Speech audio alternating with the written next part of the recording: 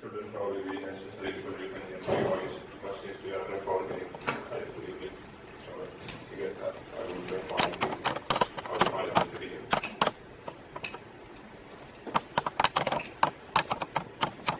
I guess we can start maybe. Slowly. I'll start with something about me. I'm 26 years old, and I'm a Python core developer since June 2009. That means like a couple of years ago, I became a core developer. And I'm studying information technology and also Python programming in the Turku University of Applied Science. I live in Turku, that is in Finland, but I'm Italian. And I just moved there to study at the university. And last year I presented this same talk at EuroPython 2010 in Birmingham, and also at PyCon It 4, like here in Italy last year. And since then actually a lot of things changed.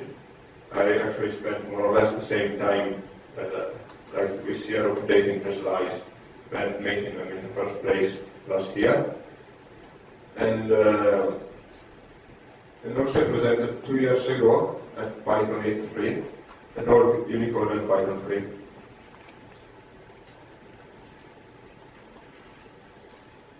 Okay, this is an outline of what we are going to see in this talk. We will first look at the community, so the people behind Python, then the tools that we use to develop Python. We will have a section about HG, Mercurial. How many of you are familiar with HG? Okay, so that's good. Because we've reached recently, this was one of the major changes that happened in the Python world. We were using SVN, and now we switched to HG. And there are two different tools. Like a lot of people got confused and had problem with Mercurial. And so I will do like a brief introduction about Mercurial, and it is even somewhat generic, so you can even learn something about it if you don't know it. Then we will look at the workflow, like how we find the bug, and like we investigate what is the problem and eventually get it fixed. So all the phases we have to do. And when we will look at CPython, like the structure of the directories, the files, where to find things. And this talk is about the development process of CPython specifically, but since CPython is like a reference implementation, like most of the things that, for example, if you want to add a change to the language itself, usually like it first lands in CPython. So it's like, even if it's like specific to CPython, it's also in a way generic about the language. Okay, so let's start with the community. We're going to see who are the developers, like the community based on the mailing list. We have like several mailing lists with a lot of people working there. We also have channels and conference like EuroPython, and even other things. We are going to see like one by one. Okay, so there are 154 core developers actually, and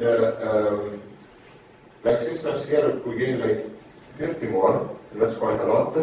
That's because we decided to work with other Python implementation.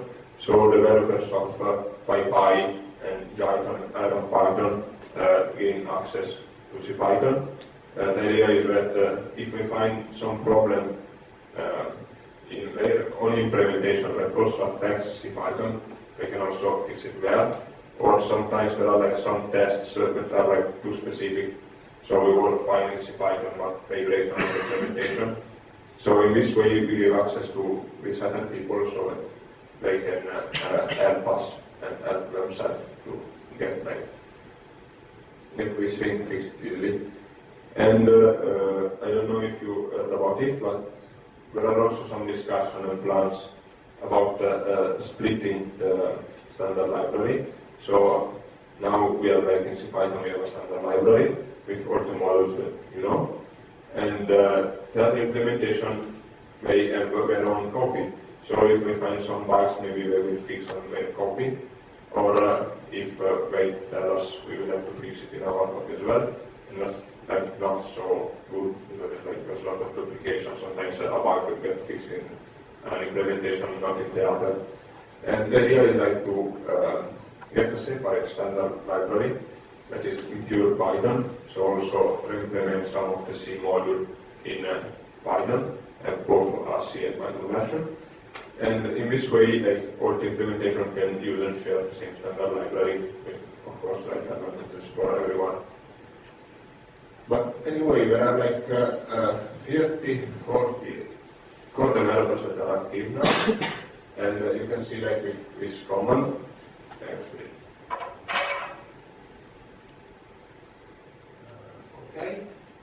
Okay, so here you can see like that there are like a few people that are like really active, like here, and there are other developers that still contribute like quite a lot. These are like this is basically the email of the committers, and this is the number of commits they did, and this is like some histogram to show.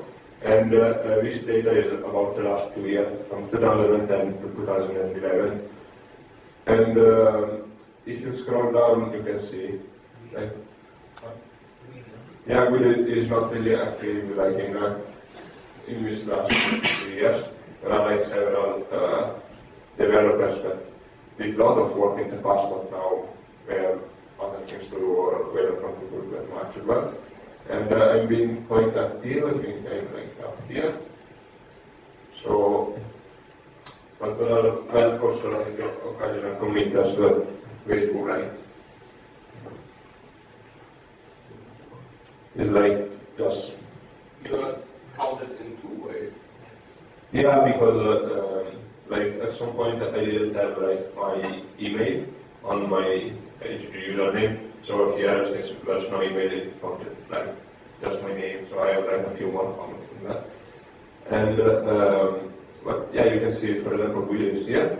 So like in the last 2 years, he made like 13 comments, not that much. But yeah, you can see that like most of the comments come from like this 30-40 persons, like here. Okay. Depends on that commits. Huh? It might be a few commits with very huge commits. Yeah, that's also true. Like for example, I do like several fixes in the documentation. So like small things, typos, markup. So if you fix a lot of these things, you get like a high number of commits. But some developers don't really care about typos and these kind of things, and they just implement like just important things. So it doesn't really matter like the number of commits. It's just like what you actually do. There are even like some committers that are active, like very active in conferences and like blogs and everything, and they don't do much commit, but it's still good because it's like the Python community benefits from their work anyway. And if you want to see like a list of all the committers, like this URL here, and put like the list of all the names. And these are just like the core developers, meaning like the one who have access to the HT repository that you can commit things there, change it to code. But there are also like thousands of contributors, and we have like this file that is like this axe with like all the names, and not all the names, there are like names of persons who contributed in a way or in the other to Python. And there are more than 1,000 names there, but there are like plenty of other people who contributed in some way that are not listed there. So there are really like thousands of contributors. And we mainly communicate using mailing lists. We have different mailing lists here. So we have Python Dev, is like the app of the Python development. It's like where all the discussion about the language are made. And if you like follow it, you can get like an idea of how it works, because you can see like what the core developers discussing about features and problems, and like changes that are necessary. And when there's like this new mailing list, which is actually quite recent, is like a couple of months ago, I think. And this is especially useful for people who want to contribute to Python. How many of you have ever contributed something like wrote a patch or reported a bug? Okay. Because like if we start also want to like not just showing what the process is, but getting you involved, because it's actually sometimes people think of like a spike on the core developer and like something that is like up there and I can't reach it. But it's actually really easy to get in and contribute, and everyone can do it. So this mailing list has been like we created it to help with people who want to contribute and don't know where to start. And these archives are visible only for members. So the idea is that you can even ask stupid questions, and if you have no idea at all, no one will tell you you don't know anything.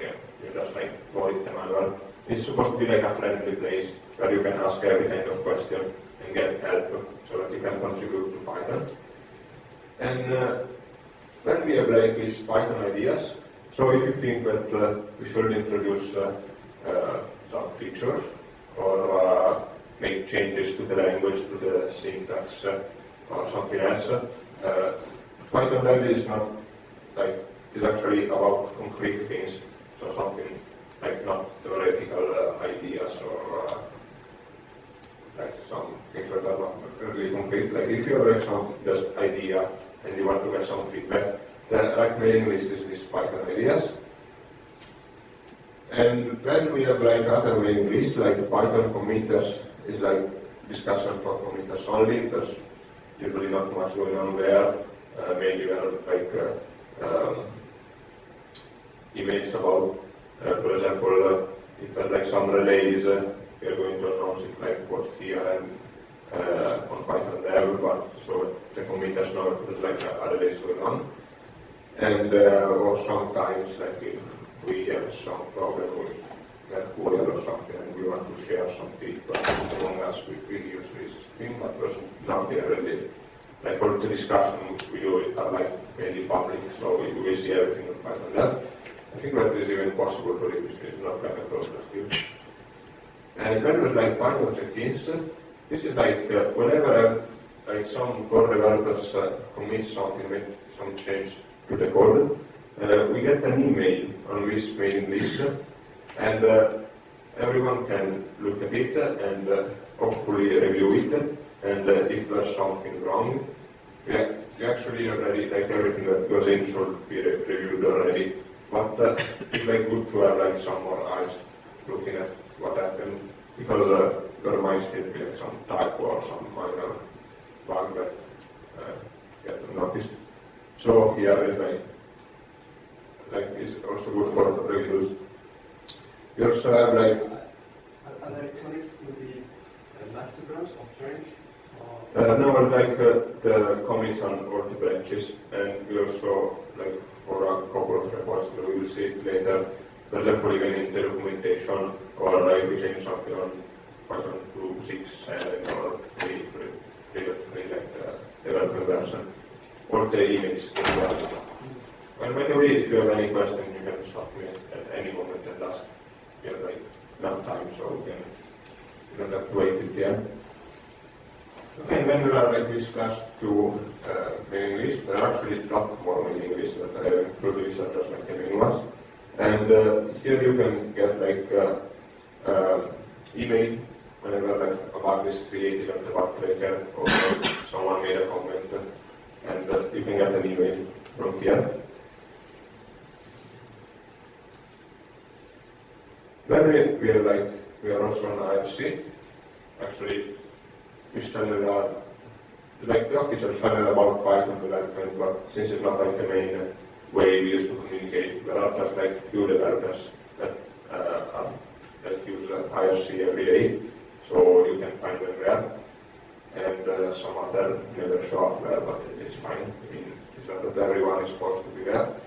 And I'm always there usually, and I find it quite useful because we have some bots there, and like this CIA and that it reports like everything that changed in the bug tracker and every commit.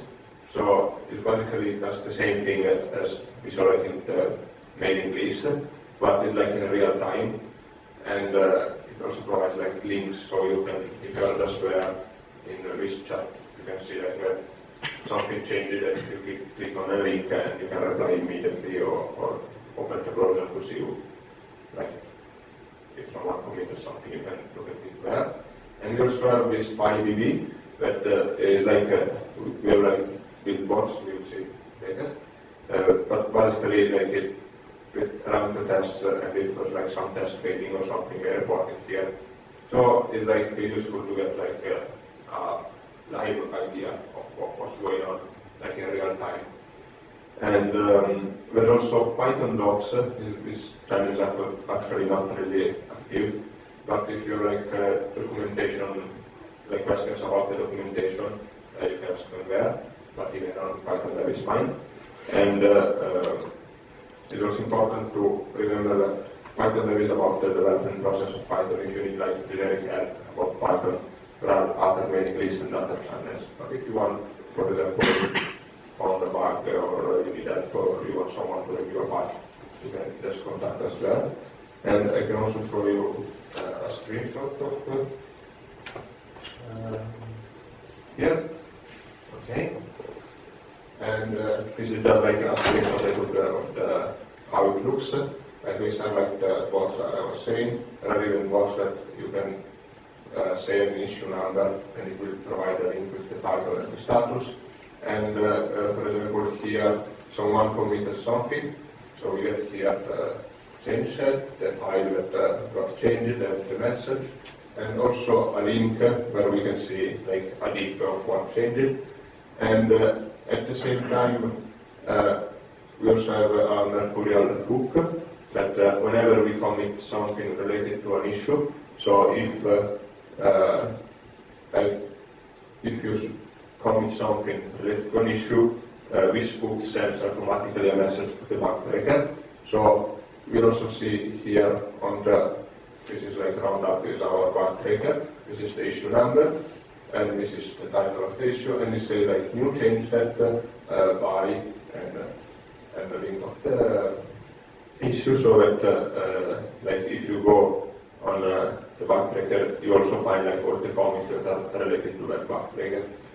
And since here this commit was probably fixing some bug here, the build was run the test and the test completed with a success because first we were failing. So now we can see that someone committed something and it was related to the issue discussed on this ticket on the bug tracker, and the commit was successful because now the build was worked.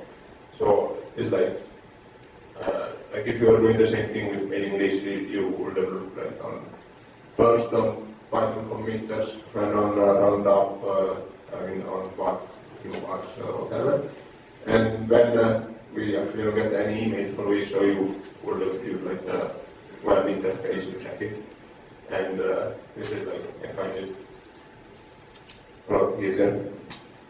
Okay. And of course, another important part of the community, like we all meet every year, several times a year even, in a lot of different conferences. There's like the two main ones are EuroPython and Python in the US. This is actually bigger, I think there were like 1,500 persons this one this year, and here at EuroPython there are about 650, so like half or something.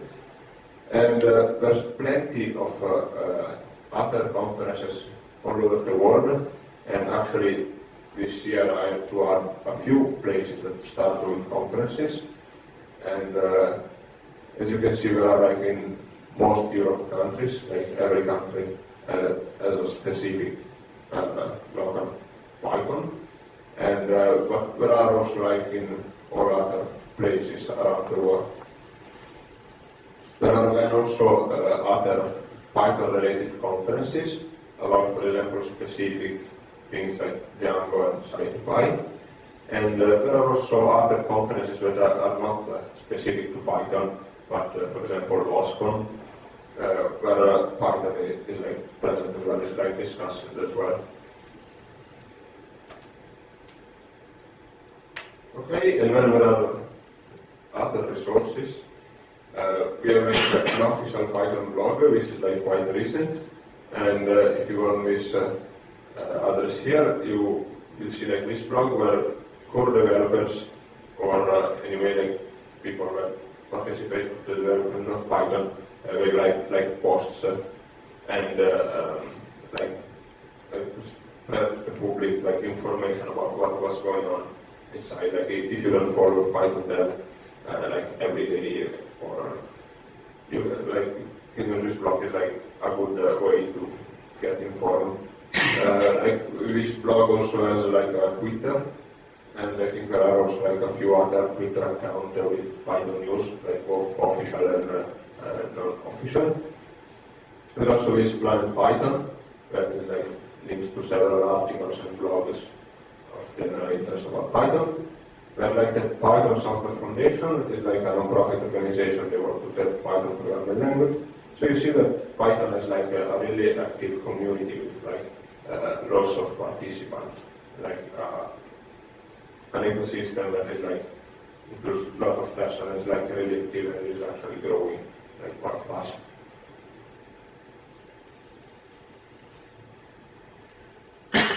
Okay, are there any questions about the community? No?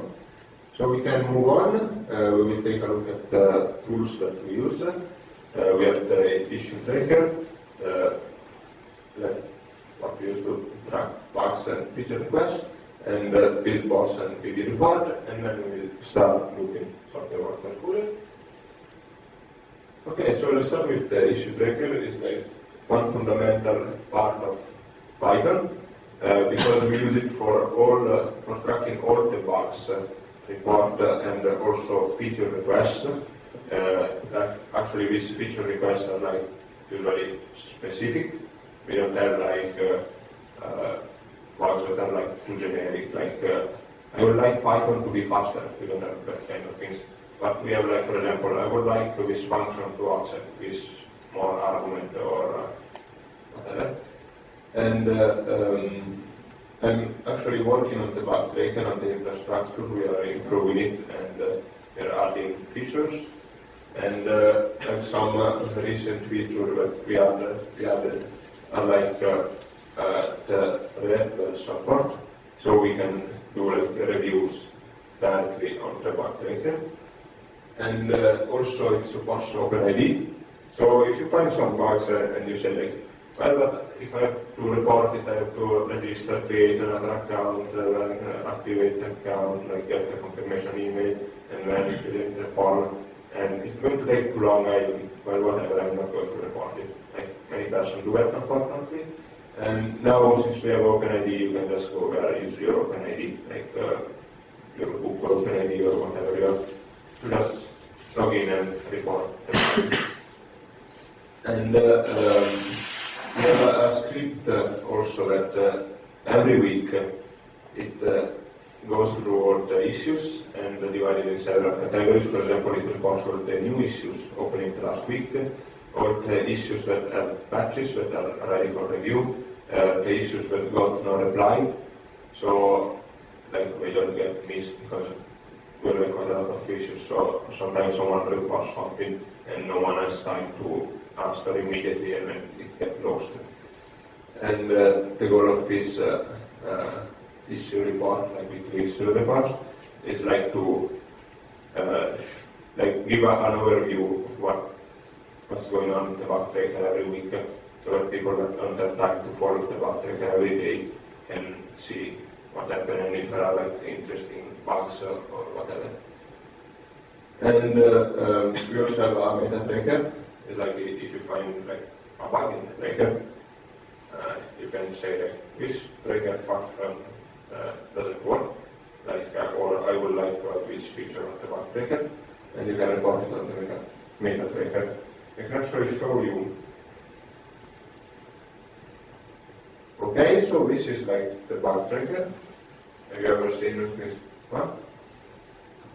Okay, and when you go, this is like on bugs.python.org.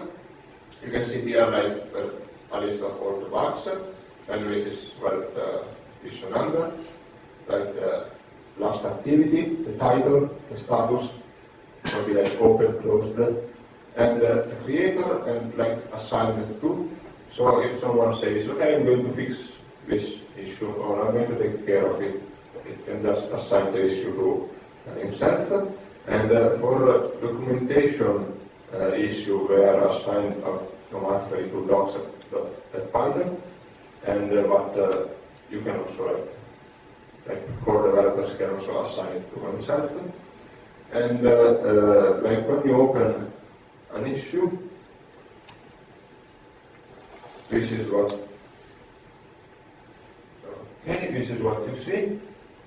Like this might be like a little different depending, like I'm not being at town, so I can change more fields, but the idea is the same. You see here like the title, you can select like what type of issue is this, like crash, like if there's like some seg fault or compile error, if there are like for example memory leaks or some security problem. And most of the issues are like in the behavior category, like if you get an unexpected error or the function doesn't work properly, there are like corner cases like behavior. And then we have like performance, like if something is low, and like feature request. And we also have like categories here that are classifying the issue, like the version affected, the stage. For example, this issue has a patch already, so it's like waiting for a review. And here you can add like your name in here, and you will get an email whenever someone posts some message in there. And you see here we have like this related integration, and also like support for remote Mercurial repository. So if you have your own, if you clone Python and you change something there, you can add the URL of your repository in this field here, and it will appear here, and you can use to create a patch. And if you click on review, let's see if it works. Okay, you get this real instance, and from here you can see what changed. Actually, I have no idea what this thing is, but you can click on here, and for example, if I had to review this issue, I would say to use assert is instance, this, and this instead of using assert to invent this instance. So I could write it here, and who create the patch can like change it to like do what I say in the review. Okay, so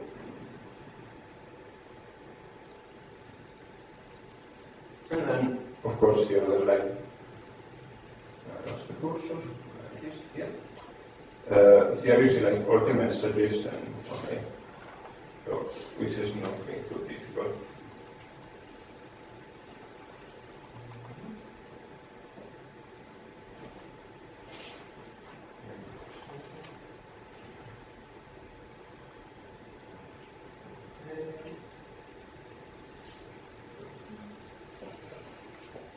Okay, so this is more or less we need to know about the bug tracker. There are like some statistics. And you can see that we have like many issues actually, and like the number is like changing. Like lately is like rising. In that there are like not enough work done to fix all the bugs, and that will be like welcome. And we also close like lots of issues. Like we have like 2,800 open issues, like 100 more than last year, And there are even lots of issues that actually have a patch, but no one has time to review it. So we just sit there with a patch, and even we have like 100 more than last year. But there are also a huge number of issues that get closed. We closed like 3,000 issues during last year.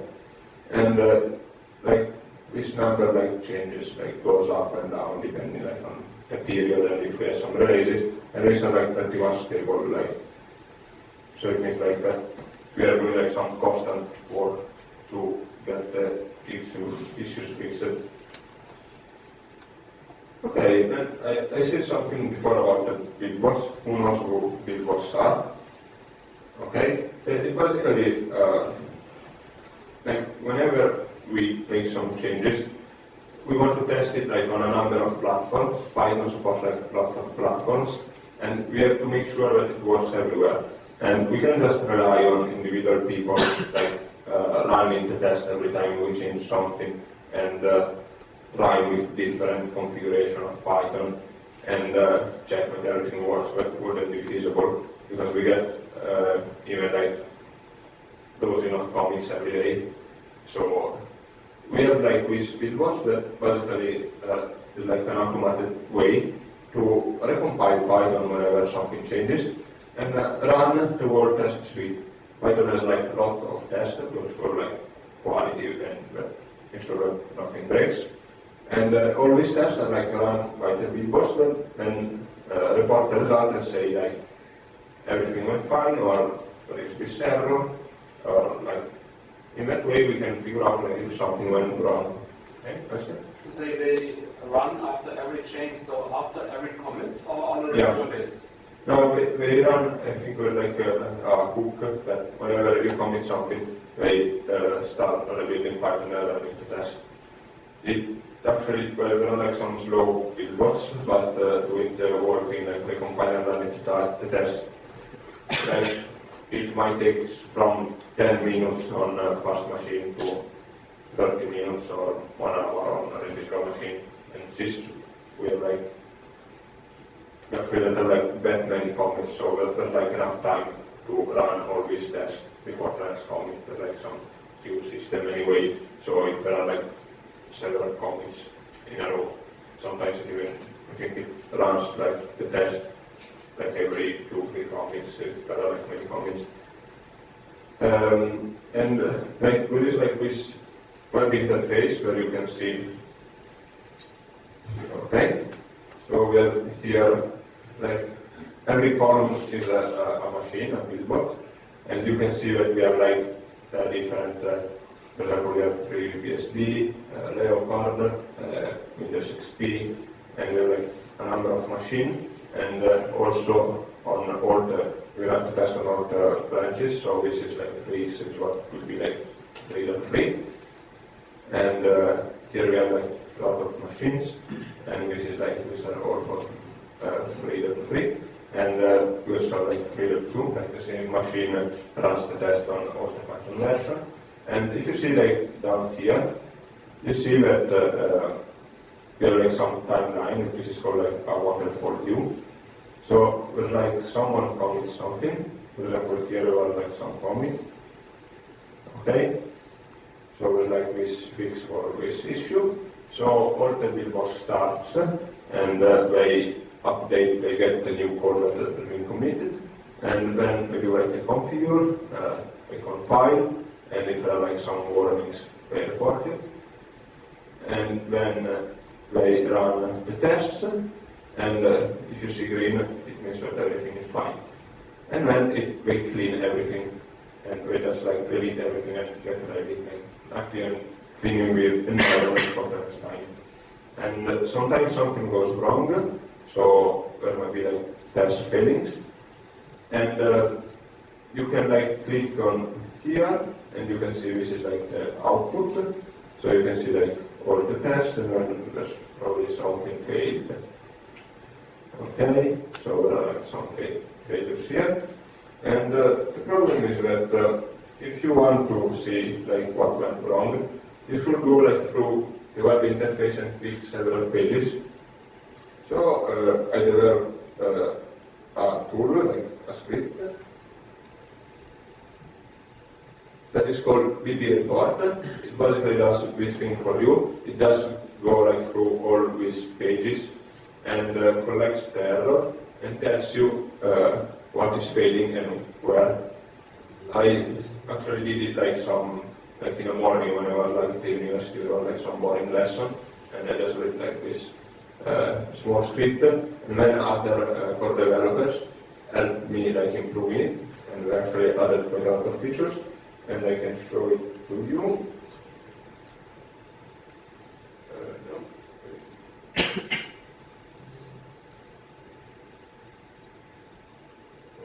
Okay, and it's like this one here. Okay, so for example, you can write something like this thing. Okay, let's try to run this. And you can see it's like, here I'm telling it to be like the minus Q means like quiet, so it means like some compact summary. And minus B3X, it means like select only the build boss better, like about for a 3X branch. And here you can see like a list of all the build boss and like all the commit numbers. These are just like the first digit of the commit numbers, but it's really enough to recognize. For example, we can see that here this commit probably did something wrong, so we are like it's failing on a few billboards. And here you can also get a summary. So for example, this test FTPD is failing only on this billboards. And we started test here, like probably this FreeBSD has some weird configuration that is causing like several tests to fail. But it's good to see that most of the billboards are still green. Okay. The 4 columns are 4 times, or? No, these columns is like the different commits. So someone committed something, and the bots executed like the test with this change set. When someone else committed something, for example, here we got like this failure, and then maybe someone fixed it. So with this change set, so from here is like green, and then someone committed something else, and it didn't break anything, so it's green. It's timelines from the left to the right. Yeah. And we are given the option, I think, to see like more. Actually, I'm not even knowing more like what the option that it has, because it added quite a lot of features. Okay. So we can move on with Mercurial. Okay. So is the DVCS, means like distributed version control system, and is written in Python. We actually, because SQL we will see like soon, is not distributed. We will see what it means. And we wanted to switch to a distributed version control system, and there were different options. There was like Mercurial, there was Bazaar, there was Git, and we had to decide which one to pick. And eventually, like if you look at this PEP, PEP by the way is a Python enhancement proposal. It means that when you want to give an idea, usually like some complex idea or something major that you want to change Python, you write this Python enhancement proposal, and in this PEP they listed all the differences between all these distributed like DVCS, and eventually we decided that Mercurial was the best one, and it's also written in Python, so that's an advantage because if we get some error or some bug, because they're like quite a big and complex repository, and we can we get familiar errors because we are Python errors, and we can even fix it, and we can write hooks in Python. So that's why we decided to pick Mercurial.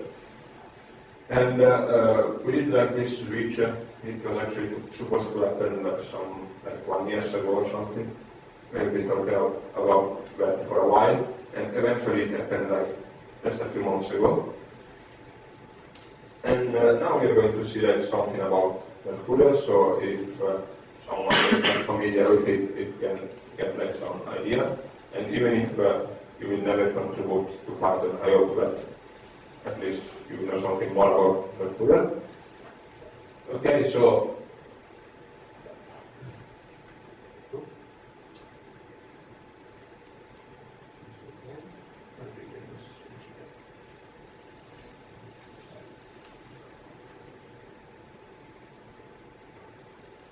okay, so we have like some terms and concepts that you should be familiar with. We have like the repository, often called like this Repo, that strictly speaking is just the HG directory that is in the repository root directory, and it contains the history of the project. Like I can show you here. Okay, so here is where the history of this is like the Python repository, and if I do like an ls this, okay, you see that there are different directories and files, and here like this HG directory. Here is where Mercurial is like saving all the history.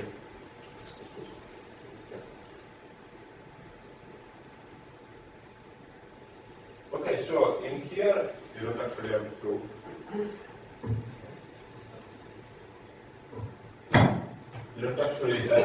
look there. It's not like important to know what is in there. Just know that like all the history of the project is saved there. And you could like this in SQL is also like if you get like a checkout, you get like a whole copy of all the files and directories, but you also get like all the history so you can know what to change. And then like a clone is simply just a copy of the repository, and like this commit is like something different within distributed version control system and normal version control system, because in Mercurial committing means just saving local changes to the repository. So if we change something, some file, we delete something or whatever, and then we commit, Mercurial is just going to add this change to the, like somewhere in the HG directory, so that it knows that you made that change. We'll see something more about that, some example later. And updating is like the opposite operation. So you get some changes from the repository, from the HG directory, and use this change to modify the files that you have in the directory. And all these things that you commit, like the changes you commit, are called like change set.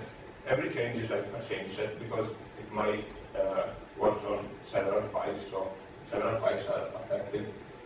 And so it's like an atomic collection of changes to files in the repository. An important thing that is often confusing for SQL users is that pushing and pulling is like an operation that simply exchange change set. You will see that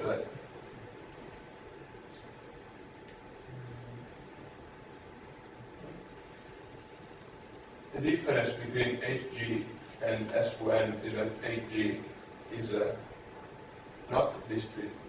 HG is distributed, so it means like peer-to-peer. So we don't have like a server client architecture like in SQL. In SQL we have like the server in the middle with all the history, and all the clients connect to the server and apply the changes, save the changes directly on the server. In HG, we save the changes on our local computer, and then we can exchange these changes with other peers, other like person with a clone of the same repository. And one of the advantages is that it doesn't require an echo for most of the operation. I'm actually using HG for these slides.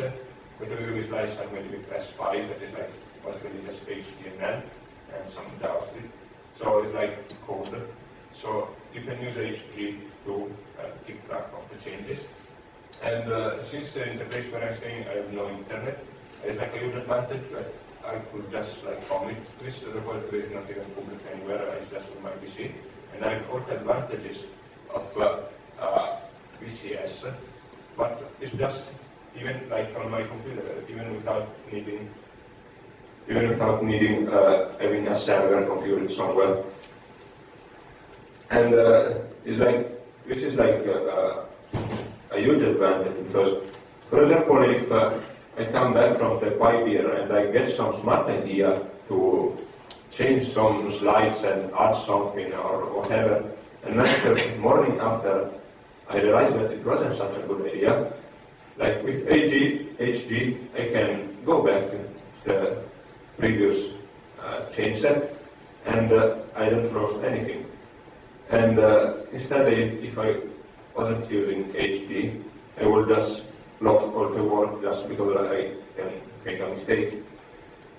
And it's important to understand that there are two different tools and there are like two different approaches because people sometimes think, yeah, it's the same thing, it's just like you have like the local repo in the middle, but eventually you push it on the server, but it's not like this. And a good thing is like, if you go, have you read this HG init? It's like a small tutorial by George Posky, I think that's how it's pronounced. It's just like some 5-6 pages, and it gives like a really good introduction about Mercurial. And it starts with some version re-education, because he was saying that when he learned HT, it found it like really difficult, like he was having a problem. And the only problem is that he was still thinking it was something like S1, and was trying to apply the S1 knowledge to HG. But we are like different tools and we work in different ways. So,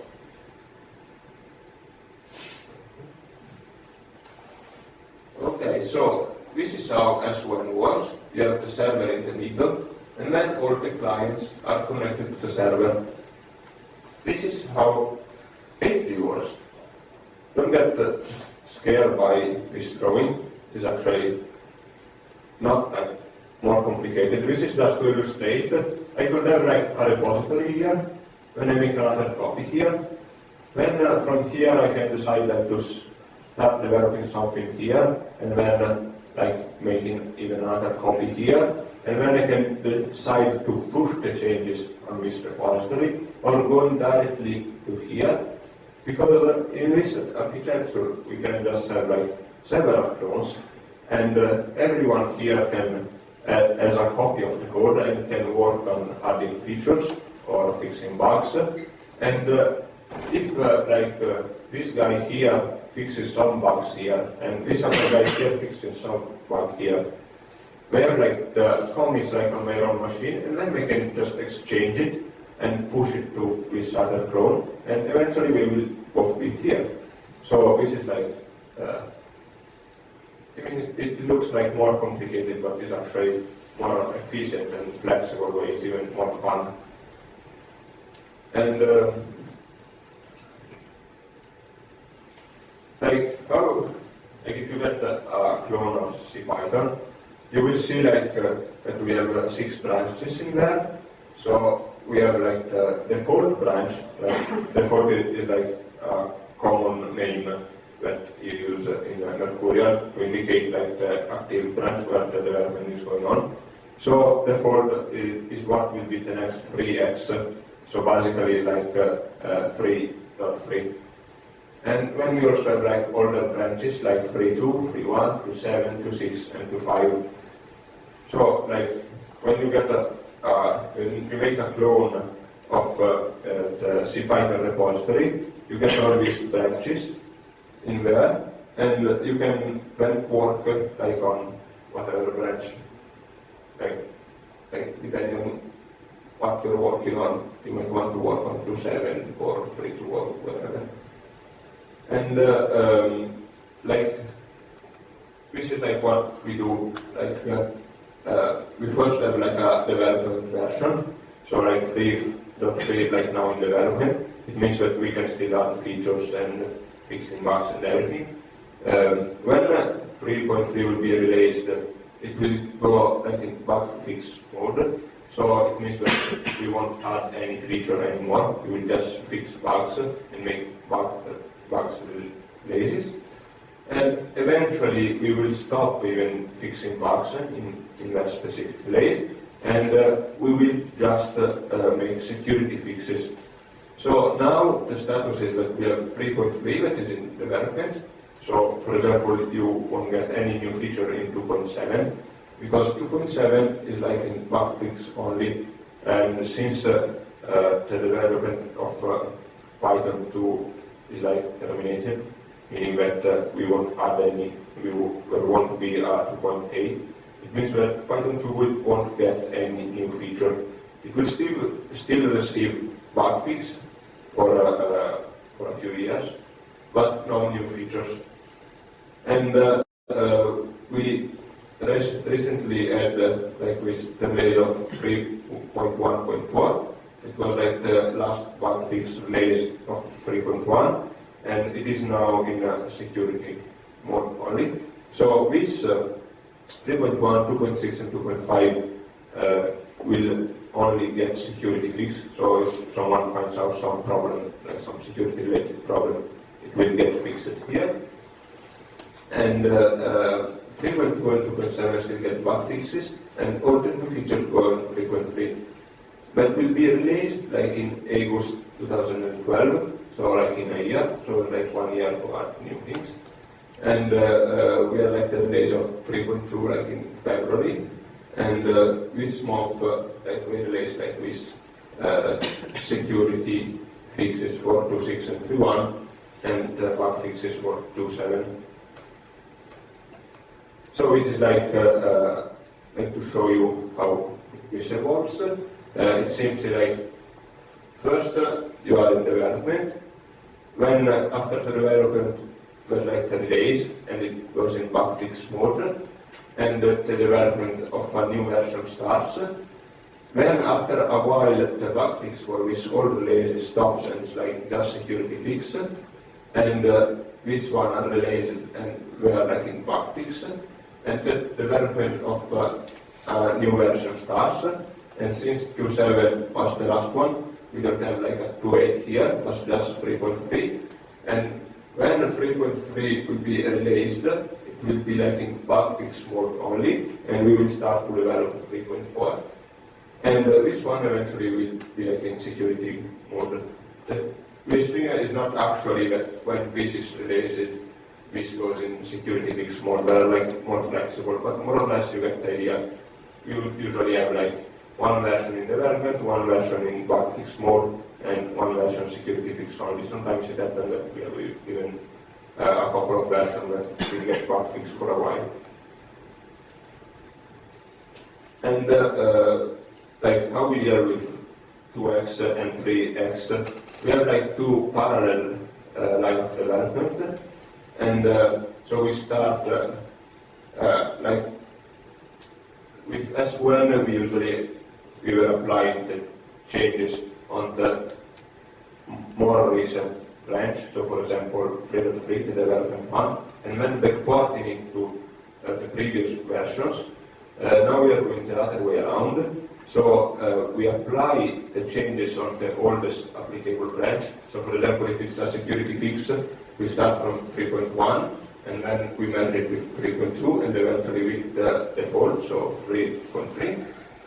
And then we do the same thing on 2.6 and 2.7. So this and this are not like two parallel development lines. And okay. Okay, so let's see like some basic command of HG.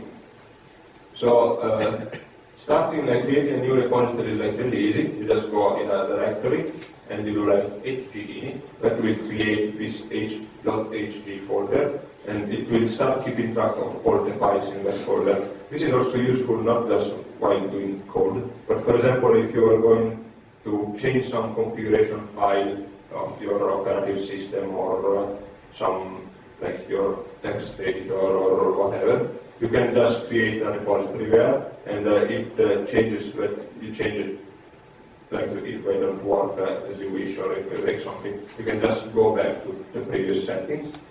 But for the CPython development, you won't need this, because we already have the repository, it's already created, so you will want to get a copy of the repository, and you do this using hgclone, that it creates like a copy, a clone of an existing repo. And you specify like the address that for a read-only checkout that everyone can get is like hgclone, hg.python.org/cpython. And for committers we use of course SSH, but it's like the idea is the same. It's just this is like read-only and this is like read and write. And there are also other commands to select branches, and what is the current branch, and hgapp is like used to change branch. I can show you quickly. And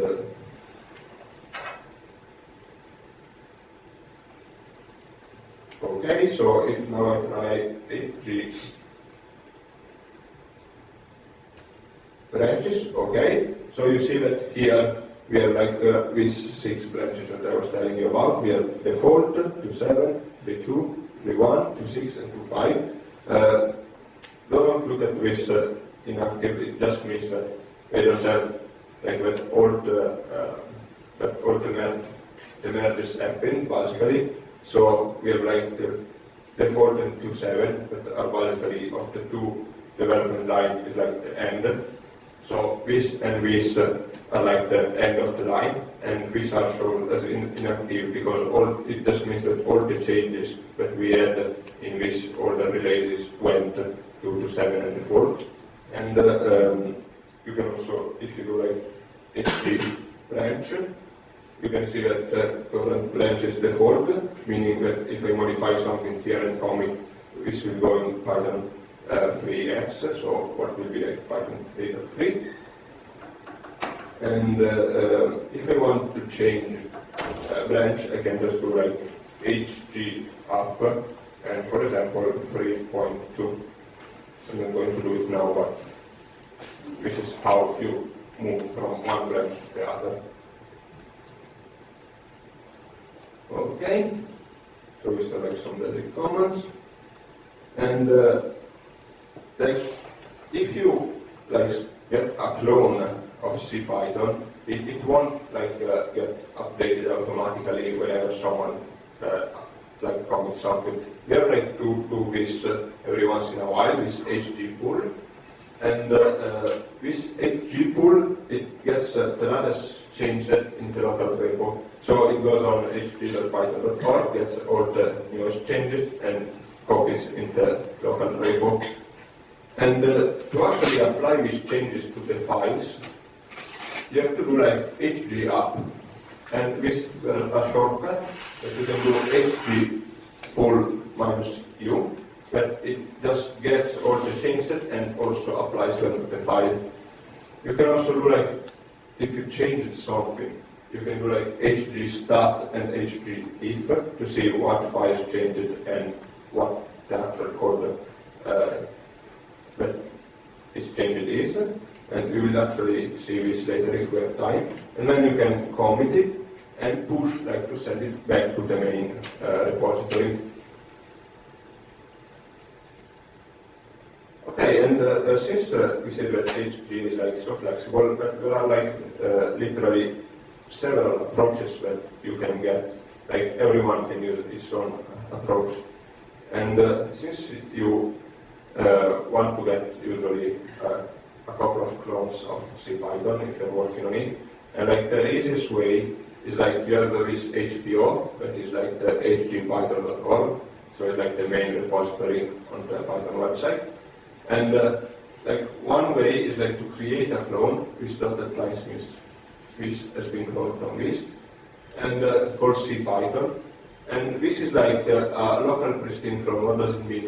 It's usually a good idea to get a clean copy of the clone, and you will never touch this one, because you will use this one to create other clones that you will then modify.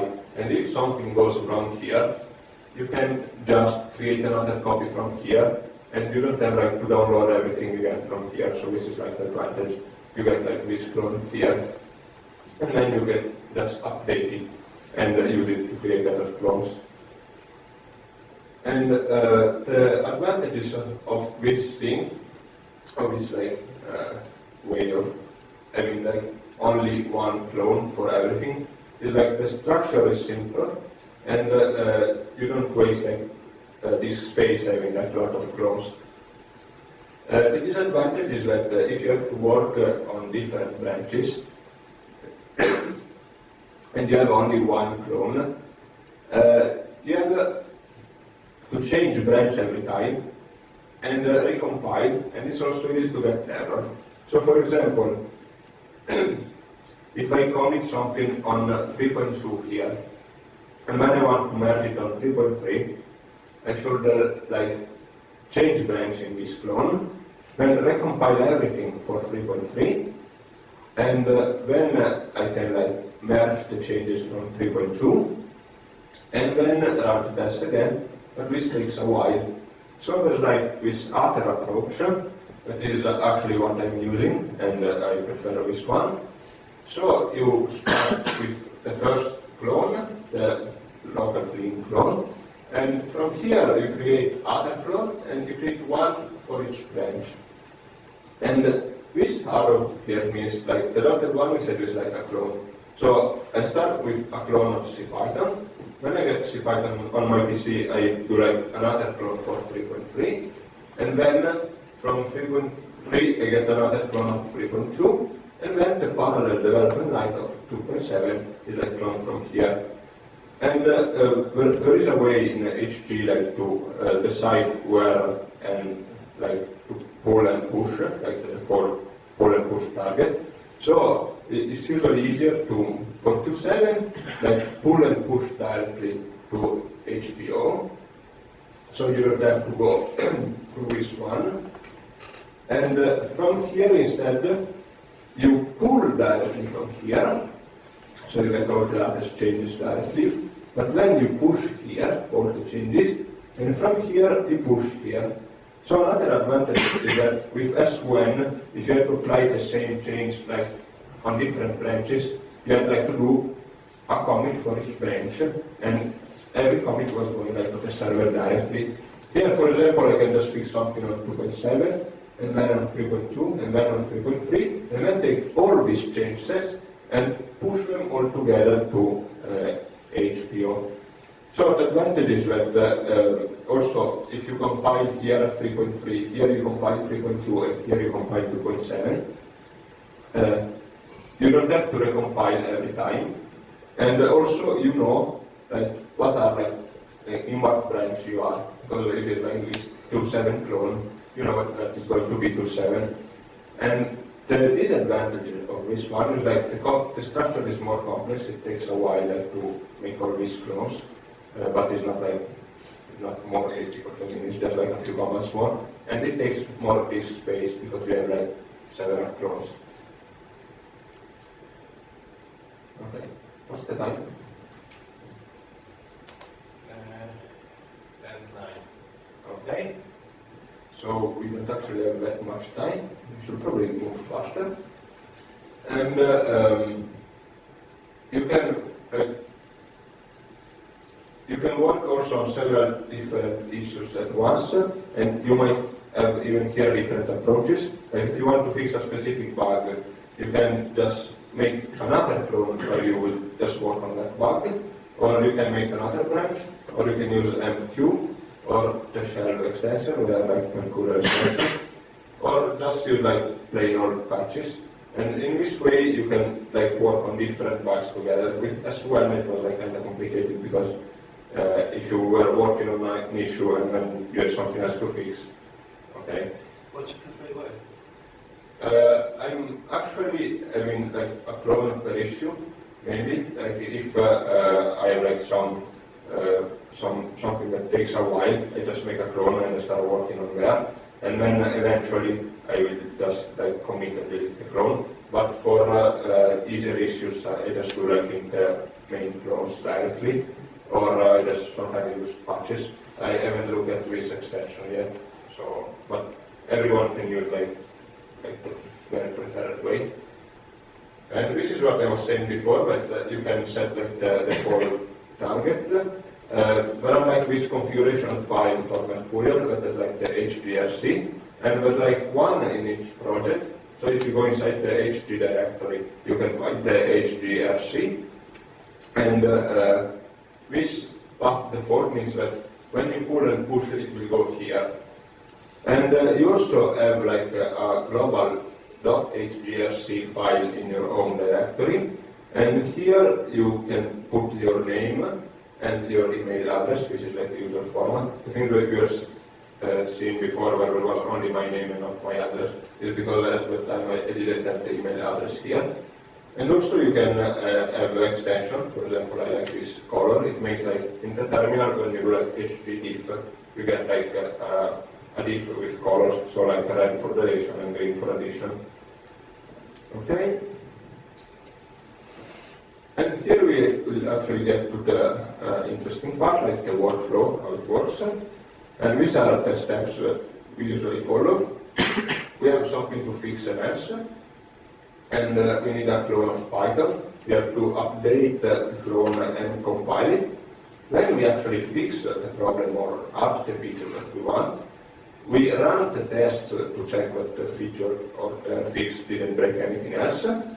And we create the patch or apply it if we get it from somewhere else. And then we get someone to review the patch before it can get seen. So these are like different places where you can find something to fix. The most common situation is that you are working on something and it's not working as you expect. And in most cases it's probably like a mistake that you did. It's like somewhat difficult to find bugs in Python. There are of course many bugs, but in most situations like the bug is usually somewhere else. But it might happen that you can find some bugs in Python, and you can just fix that. Or if you have like some time or you want to learn something, you want to contribute, you can just go on the bug tracker, find some issue that interests you, and start working on that. Or you can see like some build box that is failing, like we were seeing before, like there was some test failing some build box. You can just go there and fix this test.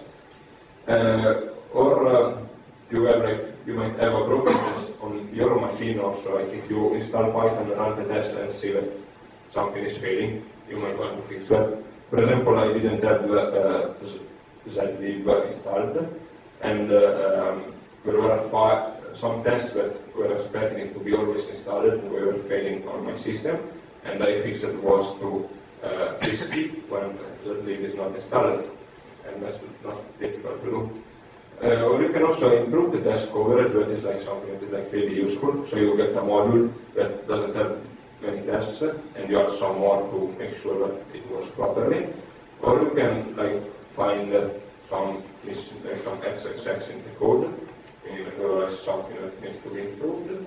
Or even like work and fix the documentation. And to get a clone, we saw it before with HG clone. You can find here the main repository, and you can get a read-only or read-write clone if you are a committer. And you can also use this address to like browse the Python source repository. You can see like, okay, so this is like the Python source repository. In here you see like all the changes that happened. So there was some changes just 4 hours ago, and something like 2 days ago. And here we see that usually for each change set there's like some issue related to it. And if you click like for example on where it is browse, you can select the list of files, and here you can access to all the history of CPython. Okay. So before start working, it's always a good idea to do this hgpull -u, so you can get all the latest changes, and you know you are working on an updated copy. And this is like how you compile Python. You run configure and make, and there are like different flags. For example, with pydebug, is like a flag that creates a debug build that has like some like, let's say tools that makes your development easier. For example, it shows the number of references for the objects, so you can spot easily like references leak. And also, like with white Unicode, for example, if you want an UTF-32 build instead of UTF-16, or there are also options like without threads. If you already hate threads, you can compile Python without it, and it will still work, but of course it won't work. And also like this -j2 is like a make option that you can use like to use 2 or more cores or to make compilation faster. And people thinking that compiling Python is something that takes hours or something. It's actually quite quick. It takes like 3 minutes, 5 minutes, depending on how fast is your machine. And if you use -j2, maybe it will take in 1 minute. And you need to run this make. You can just do like configure only once if you don't want, if you don't need to change this option. And once you do this, you can just like run make. And another thing is like it supports incremental compilation.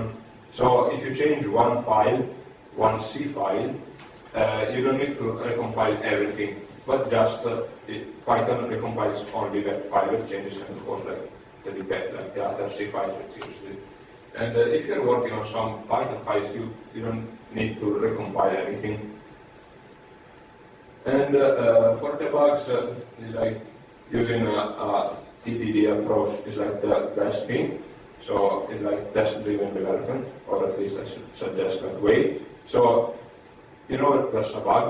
You write a test with the minimal set of instructions that you need to reproduce that bug.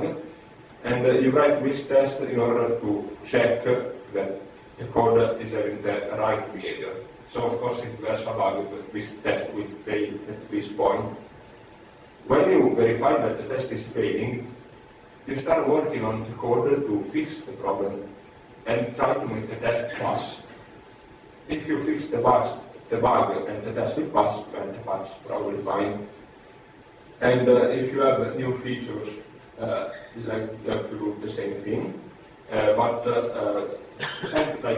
like bigger features, you need like some approval, so it's necessary to do discussion and possibly even write a test. And another thing that you can do is like fixing the documentation. The documentation used to be in LaTeX a while ago, and now we converted it to REST structured text. It's actually, I don't know, is anyone here who knows the structured text? Okay? Yeah, it's actually really easy to learn and also to read and write. You can just usually just look around at the other a previous paragraph, for example, to see how to use the markup and everything. So it's like really easy to like fix the documentation. And we use Sphinx. And if you want, you can also, if you have a checkout of Python, you can build the HTML documentation on your own machine using this make HTML in the doc directory. And you will get the result here. And you can also get PDF, use these commands here, make LaTeX and then make all PDF.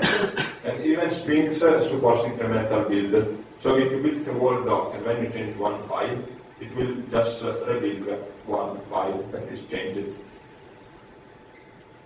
Okay, and then we say that we have to, like, every course that goes in should have tests. And we also have to check that this test passes. And we have like this tool, this rect test, and we can run it in this way, like Python -m test.rect test. And I think that like the latest Python version, like 3.3, you can just write like -m test without specifying rect test. And there are like lots of options. You can see them all with the rect command. but most users are like simply plain like test, they will run like most of the tests, except a few tests that need like, for example, network access or other resources. And to enable this, you have to use -q all. And you can also run tests in parallel using the -j4. It will run the test on 4 processes. So this makes like running tests faster. Running test takes about 10-15 minutes to run all the tests depending on the machine. You can also use it to run specific tests and check for reference leaks. This means that it will run the tests 3 times counting the references, and then it will do like 2 more runs and check that the number of references is the same. If it's not the same but keeps increasing, it means that there's something wrong. There are like some resources that are allocated and never released. And so that eventually will be a problem, so there shouldn't be any reference leaks. Okay, and then you can create a patch. There's also this other tool, is like make patch check, that will give you like some information, for example, if you're trading white spaces, or if you're mixing tabs with spaces, and this kind of thing, so it's good to use it to check that your patch is fine. And you can create a patch with htdiff and send it like some diff file. And to apply, you can either use the patch command or hg import. And another thing, we saw that there are like more than 1,000 issues in the tracker that has a patch. If you want to fix something, you don't actually have to write the patch. If there's already a patch in the tracker, you just take it, you apply it like this, and then you check if it solves the problem or not, and you report on the bug tracker like if it works with you. You can even like update it if it doesn't apply cleanly, or to like change it and improve it. Okay, then you need to get like some review of this patch, and usually you just put it on the bug tracker, and hopefully someone will see it. If that doesn't happen, you can ping several persons in several places. As for example, you can come on Python dev and ask someone to take a look, or you can use the core mentorship mailing list, even if you have like problem about some patch and you need some help, even if it's not ready yet. Or if it does sit well in the tracker and no one looks well, you can also try Python dev, like a mailing list. And as we saw, like when it's committed, you will get an email with like on Python check-ins. So people will do even one more review there, like after the commit. And you can also, of course, use React, the one I showed you before, integrated with the bug tracker. And it's normal, like when you first write a patch, that there's something wrong, like some minor stylus issue or something. So get ready to get a review that says, okay, maybe the patch is fine, but this thing should be changed or fixed or improved. So that's totally normal. And here there are like a few guidelines and tips. Follow the PEP 8 and PEP 7 the style guides for Python and C code. Follow the convention that there are already in the files, and update and add tests, because we want everything to be covered by tests, especially new code. And check that there are no reflex if you are going to work on C code. And also the documentation should be updated if you change the code. You should also, like the documentation should be changed as well to reflect the changes in the code. And don't fix like several related or unrelated issues with only one patch. Like make one issue for each problem. And make the patch against the right branch, but now it's like the older branch, usually 2.7 or 3.2, unless it's a security fix when it will go into 6 and 3.1. But really it doesn't matter that much, because most of the patches apply on old version cleanly, usually. It's not always the case, but it happens quite often. And you don't have like to take care of all the files, for example, the missed news file. You can get it, like developers will take care of having a news about what you fixed. And we can do like a quick overview of the CPython structure. you see there are like some directories and some files, and what's in these directories. In lib, you have most of the standard library, meaning all the modules written in Python, that are actually most of them are written in Python, and you will find the source there. So for example, if you want your lib or I don't know, whatever module like socket, I think actually socket is like in C. Yeah. So I don't know, like most of the Python models you can find them here. And also here we have like all the tests like lib tests. Like most of the tests are in this directory, so if you want to add a test, you have to do it in here. And except for some packages like C types as testing, they're like in a separate directory. Then we have like the objects directory. It contains like the C code of all the main Python objects. So we have lists, dictionaries, tuples, strings, sets, files. They are all there. So if you want to change something in lists, for example, you will just go there and open list objects.c. Then we have like modules. In here there are like other standard lib modules, but the one written in C. So yeah, socket is like here is written in C. Ether tools is written in C as well. And even if sometimes like a module has like a Python version and a C version, and the C version might contain just part of the module, like some acceleration. So maybe some functions are implemented in Python and some are like in C. For example, for date time, we now have both a Python version and a C version. So you can find both of them. Okay. And then we have like other directory like Python that contains like the core of CPython. I think that Repo loop, like with the eval loop is like in there. I think it's like CA1.c. Okay. Yeah, also the ASP is there. And then we like include that contains like the header files, the .h files. And MISC contains like a few readmes and MISC news, where like for every change we write an entry in MISC news, and MISC acts, that is like the one we saw before about like the persons that contributed. And the documentation is in doc, the modules are like in library, then we get like the C API, the backend C API. And when you build the documentation with make HTML, you find it in the build HTML directory. Okay, so this is like everything I have to say. I think you get like a complete overview of everything you need to know to contribute to Python.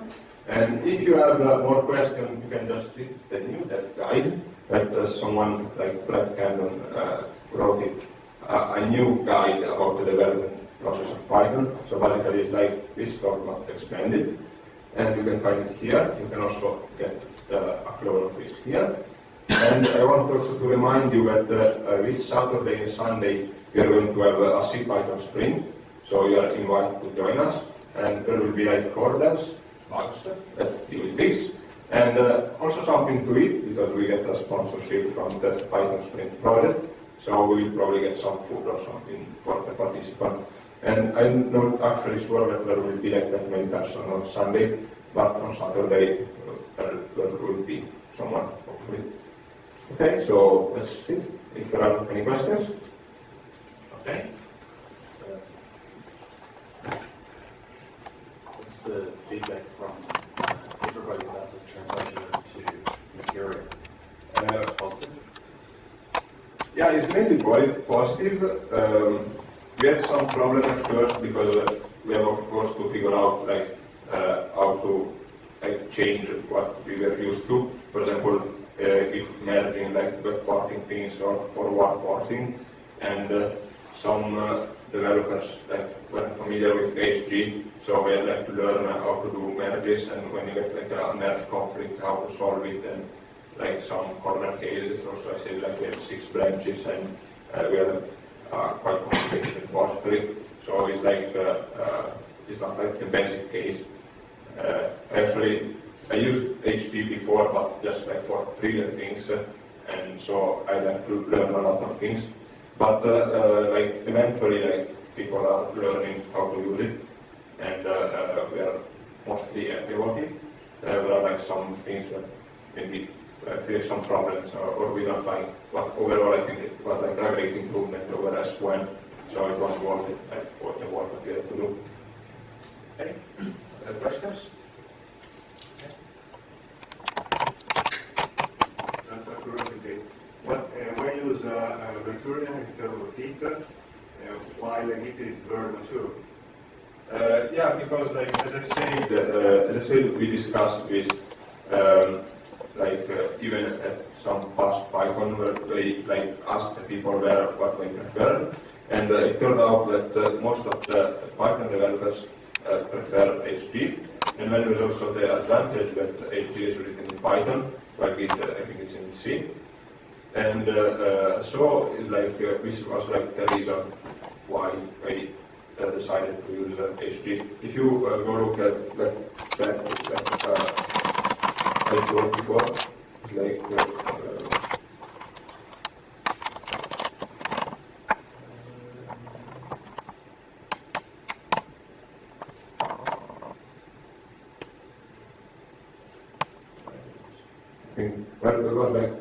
okay, this one.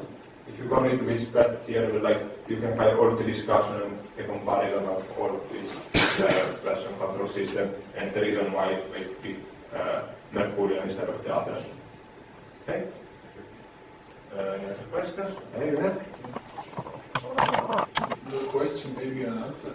Because Mercurial runs on Python, so you have the platform support. When I looked at it 2 years ago, Git was found on Linux only, and Python needs more platforms, and you have them because it's like in Mercurial.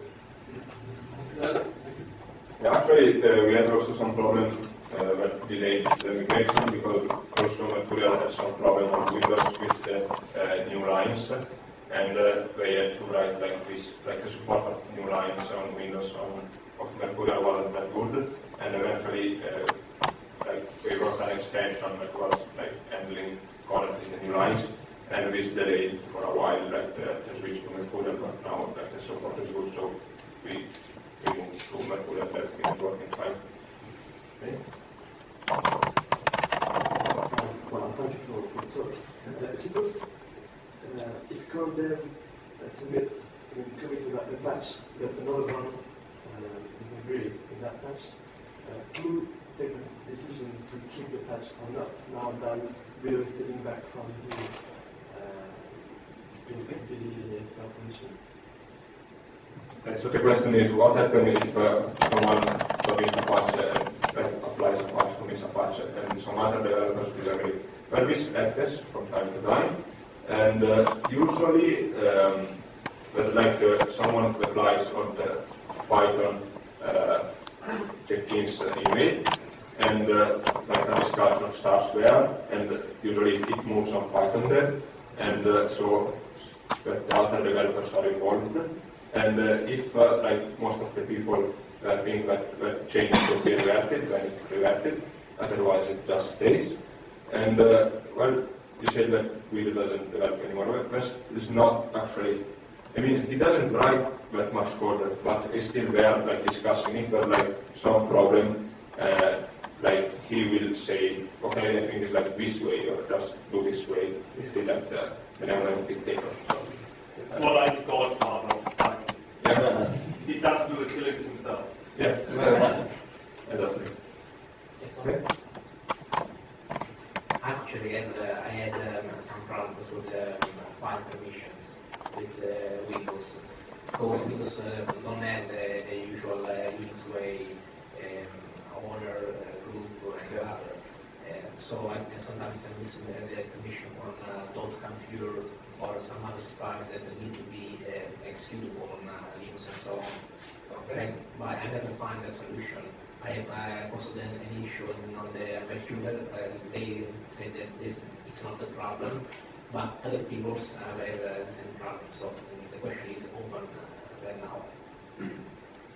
Yeah, I don't actually develop on Windows, so I basically have no idea how it works there.